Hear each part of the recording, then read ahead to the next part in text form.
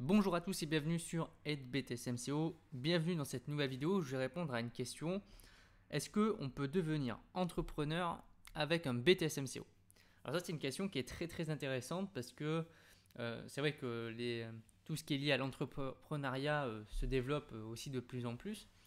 Et je vais vous expliquer un peu aussi mon parcours parce que aujourd'hui moi aussi je suis entrepreneur. Et j'ai fait un BTS MCO avant, donc ça veut dire que on peut devenir entrepreneur avec un BTS MCO. Il ne faut pas forcément qu'un BTS MCO pour devenir entrepreneur.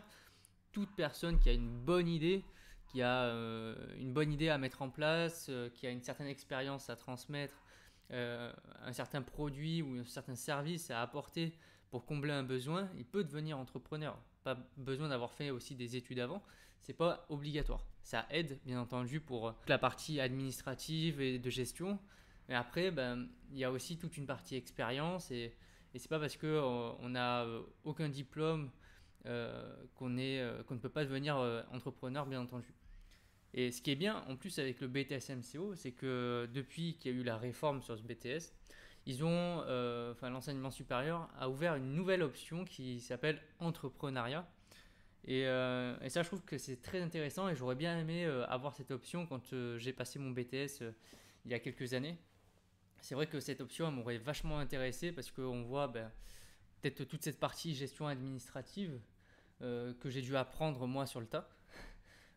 Bien sûr, l'option, je trouve qu'elle est très intéressante puisqu'on va pouvoir échanger avec un personnel et avec d'autres personnes de votre promo qui ont aussi des idées et parfois de très bonnes idées pour le développer vous-même pour votre propre entreprise, votre propre business. Et ça, le réseau comme ça, c'est un moyen de booster énormément un business quand vous en avez un.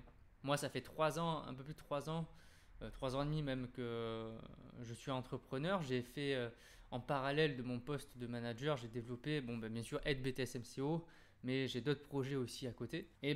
J'étais un peu comme un galérien, c'est-à-dire que j'apprenais avec le temps, en fonction de faire certaines erreurs. Avec le temps, j'ai commencé à apprendre et à découvrir des techniques, des stratégies et puis une manière de s'organiser pour gérer son entreprise de la meilleure des manières possibles. Grâce à ce BTS, vous allez pouvoir devenir entrepreneur.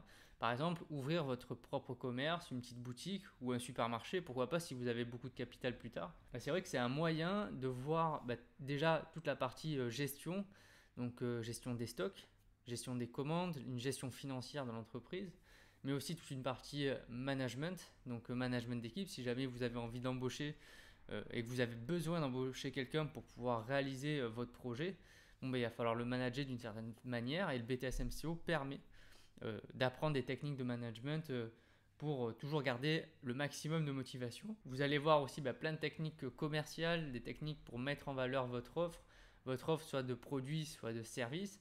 Il va bien falloir à un moment donné la mettre en valeur pour pouvoir réussir à vendre, puisque sans vente, votre entreprise ne pourra pas durer. Donc ça, c'est très important.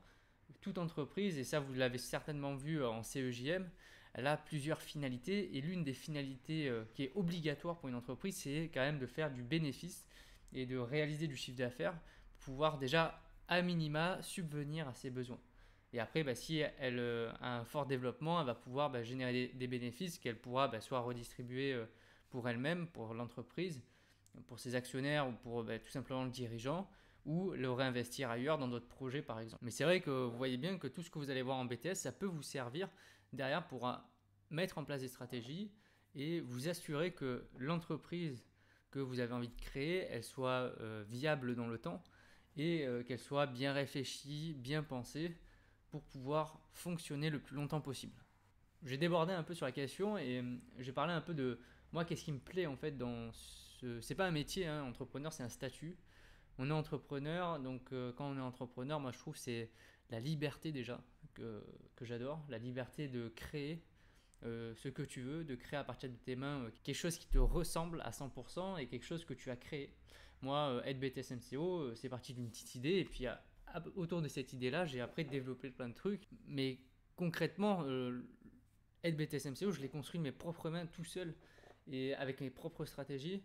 Certaines n'étaient pas toujours bonnes, mais après, on se perfectionne avec le temps. Mais j'ai au moins cette fierté de me dire qu'aujourd'hui, j'ai quelque chose qui me ressemble, qui a mon image et que je mène pour l'instant tout seul et avec les objectifs que je me fixe moi-même. J'ai personne derrière moi qui vient me dire ce que j'ai envie de faire, ce que je dois faire. Donc ça, c'est vraiment, je trouve, l'avantage énorme de l'entrepreneuriat. Il n'y a pas tout le monde qui est fait pour ça. Il y a des personnes qui ont besoin d'être accompagnées, qui ont besoin d'avoir un salaire fixe, qui ont besoin de la sécurité.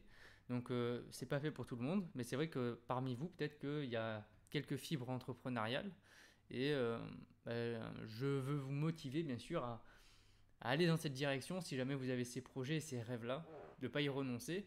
Même si vous ne le faites pas dès la sortie du BTS MCO, prenez un peu d'expérience en tant que salarié au sein d'une entreprise ou de plusieurs entreprises. Et après, une fois que vous serez prêt, que vous aurez soit les fonds disponibles, que vous aurez la bonne idée ou que vous aurez accumulé beaucoup d'expérience et de stratégie, là vous pourrez vous lancer. Et n'hésitez pas au début à commencer en faisant un peu comme ce que j'ai fait, c'est-à-dire travailler en parallèle. Moi pendant 3 ans, j'étais encore manager et en parallèle je travaillais dessus.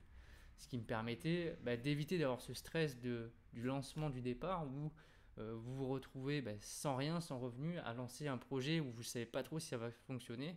Donc plutôt que de partir dans cette direction-là, dites-vous, pendant quelques temps, je vais me faire un peu violence parce que je vais cumuler un poste salarié et mon projet.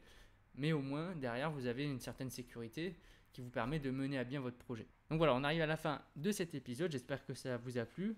Si vous êtes entrepreneur, n'hésitez pas à m'en parler un peu en commentaire, à me dire un peu ce que vous avez en tête, qu'est-ce que vous aimeriez faire, dans quel secteur est-ce que vous aimeriez travailler. Et puis, on se retrouve bien sûr très bientôt pour une nouvelle vidéo. À la semaine prochaine pour un nouvel épisode.